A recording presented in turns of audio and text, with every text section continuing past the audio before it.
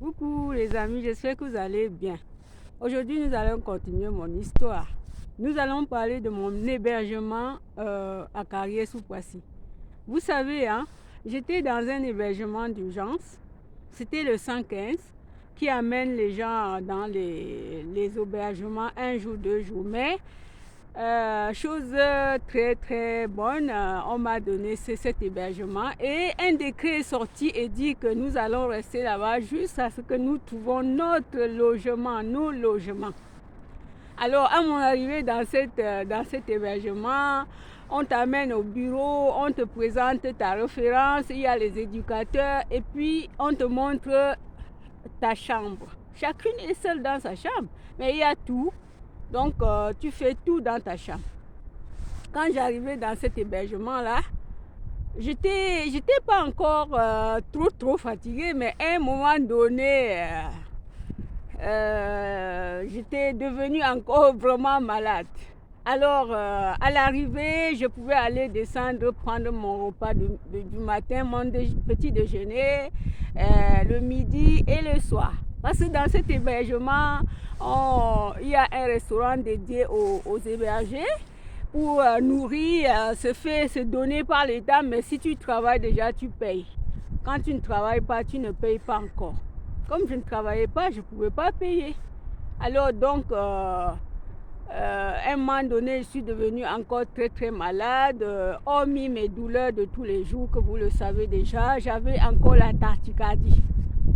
Je ne pouvais pas faire des efforts. À chaque fois que je faisais des efforts, j'étais évanouie et on m'amenait dans les urgences. Peut-être je vais vous mettre même une ordonnance de l'urgence que vous voyez bien. Alors, c'était plusieurs fois comme ça.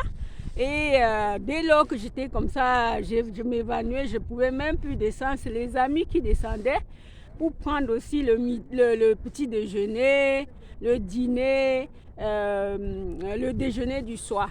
Et même, je n'arrivais même pas à refaire mon lit. Donc, elle venait m'aider à faire mon lit, elle venait donner mon repas, elle redescendait donner le plateau, ainsi de suite.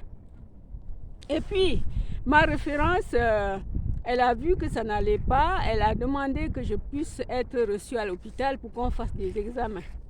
Alors, j'ai été reçue à l'hôpital pour une journée d'hospitalisation. On a fait tous les examens, exploré les radios et tout pour savoir la provenance de la tachycardie et aussi la provenance de la douleur, mais parce que j'avais les douleurs du fils qui ne s'arrêtaient pas. Alors les amis, c'était encore j'étais encore rentrée dans une fatigue épuisante que je ne comprenais pas. Après avoir fait cette exploration-là, j'ai été envoyée chez un rhumato. Le rhumato a regardé tous les examens et il a demandé que je dois être hospitalisée au centre de la rééducation. C'est toujours dans le même hôpital, mais ça s'appelle le centre. Donc quand tu es dans ce secteur-là, tu es prise en charge par les kinésithérapies. Alors, je suis hospitalisée 2 semaines et pendant les 2 semaines, je faisais le kiné matin et soir. Avant de sortir à l'hôpital, on m'a demandé de continuer la kinéthérapie à la maison 3 fois par semaine. Dès lors que je ne pouvais même pas me tenir debout, je partais même au kiné par les chaises roulantes et tout. Donc, on a demandé qu'il devrait avoir quelqu'un. Ma référence a cherché une personne qui pouvait m'amener tous les lundis, mercredis et vendredis. C'est comme ça que ça s'est passé. Et je fais ma kinéthérapie pendant quelques mois, plusieurs mois. Mais la tachycardie, je l'avais toujours, mais de moins en moins. Et il fallait que je voie aussi quelqu'un un cardiologue. J'ai aussi vu le cardiologue, il a mis un traitement, plus la kinéthérapie, plus les médicaments que le rhumato m'avait prescrit.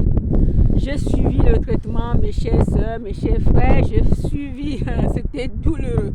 Je ne peux pas vous dire, c'était fort, c'était dur. Mais j'ai tenu.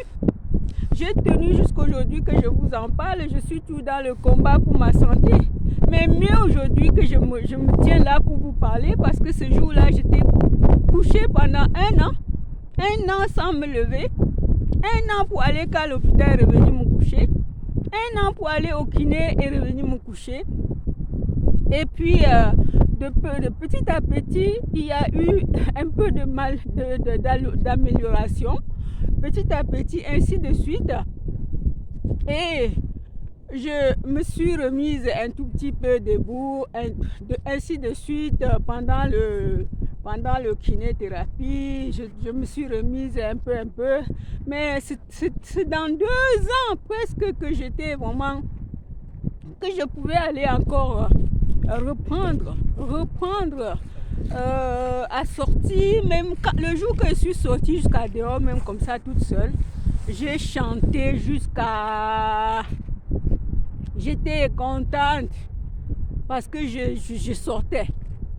Alors mon médecin m'avait prescrit une canne pour pouvoir m'aider à aller et revenir dehors. Et j'ai donc commencé à cheminer comme ça avec la canne. Mais pour aller à l'hôpital, à la sortie, il fallait qu'on m'amène dans une chaise roulante. Mais les amis, après tout ça, on ne savait pas les causes de la douleur, les causes de la tachycardie. Il fallait que je voie le centre de la douleur. Le rhumato m'avait recommandé cela, que je dois voir le centre de la douleur pour qu'on puisse mettre le point sur cette douleur qui m'envahissait. Et alors j'ai pris rendez-vous au centre de la douleur, que je devais attendre 3 mois. Donc dans cet hôtel, j'ai franchi beaucoup de pas que je vais toujours vous expliquer. Il a fallu que je recommence à faire ce traitement-là. Il a fallu que je recommence à faire la demande d'obtention d'un titre de séjour en France, étant toujours mariée. Le divorce n'étant pas encore terminé. Le divorce n'était pas encore fait. Donc j'étais encore mariée, mais malgré cela, je subissais tout, pas de carte vitale, pas de titre de séjour, pas de logement. Je me promenais, mais malheureusement, on m'a logé dans cet hôtel-là, dans cet hébergement-là, jusqu'à ce que je puisse avoir mon logement que j'ai aujourd'hui.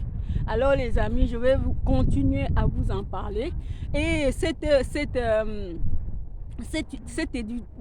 l'éducatrice qui m'a suivi là-bas, je l'ai dit encore merci Dominique, parce que tu as été vraiment très gentil avec moi pendant le séjour que j'ai fait avec vous. Alors je reviens encore vers toi par cette vidéo pour te dire merci. Merci pour toutes les démarches que tu as fait pour moi et pour ce que tu m'as fait comprendre. Alors donc je vais vous laisser et je vais vous dire que la semaine prochaine, on va continuer à en parler. C'est juste pour m'édifier. C'est sûr que c'est dur.